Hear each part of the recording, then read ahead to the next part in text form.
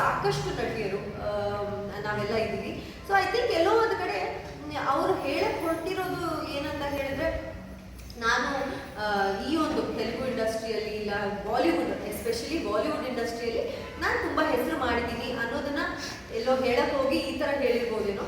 But ನನಗೆ personally ನೀವು ಕೇಳಬೇಕು ಅಂತ ಹೇಳಿದ್ರೆ ರಶ್ಮಿಕಾ ಮಂದಣ್ಣ ಮೇಲೆ ತುಂಬಾನೇ ರೆಸ್ಪೆಕ್ಟ್ ಇದೆ, ಪ್ರೌಡ್ ಫೀಲ್ ಆಗುತ್ತೆ ನನಗೆ.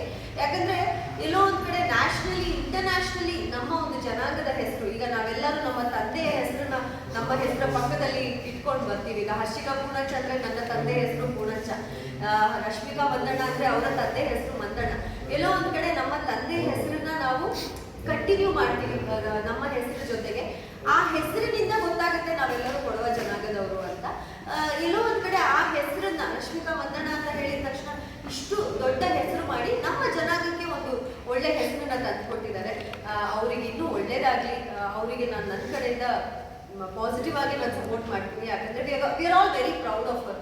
ತುಂಬಾ ಹೆಸರು ಮಾಡಿದ್ದಾರೆ. ಅಂಡ್ ತೆಲುಗು ಇಂಡಸ್ಟ್ರಿ ಇಲ್ಲ ಬಾಲಿವುಡ್ ಇಂಡಸ್ಟ್ರಿಯಲ್ಲೆಲ್ಲ ಒಂದು ಹೆಸರು ಮಾಡಿದ್ದಾರೆ. ಬಟ್ ಆಲ್ಸೋ ಬಾಲಿವುಡ್ ಅಲ್ಲೂ ಕೂಡ ಅವ್ರು ಫಸ್ಟ್ ಅಲ್ಲ, ಅವ್ರಿಗೆ ಗೊತ್ತಿಲ್ಲ.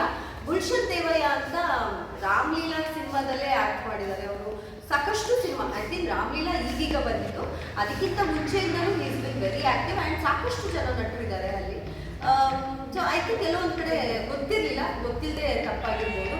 ಸೊ ಎಲ್ಲರೂ ಕ್ಷಮಿಸ್ಬಿಡೋಣ. ಆ್ಯಂಡ್ ನಮ್ಮ ಜನಾಂಗದವರು ಆ್ಯಕ್ಚುಲಿ ನಮ್ಮ ಹೆಣ್ಮಕ್ಳಿಗೆ ತುಂಬ ಸಪೋರ್ಟ್ ಮಾಡ್ತಾರೆ, ತುಂಬ ಮೇಲೆ ಎತ್ತಕ್ಕೆ ನೋಡ್ತಾರೆ. ಸೊ ಎಲ್ಲೋ ಒಂದು ಕಡೆ ಚಿಕ್ಕ ಹುಡುಗಿ ಏನೋ ತಪ್ಪಾಗಿದೆ, ಐ ಥಿಂಕ್ ಕ್ಷಮಿಸ್ಬಿಡೋಣ.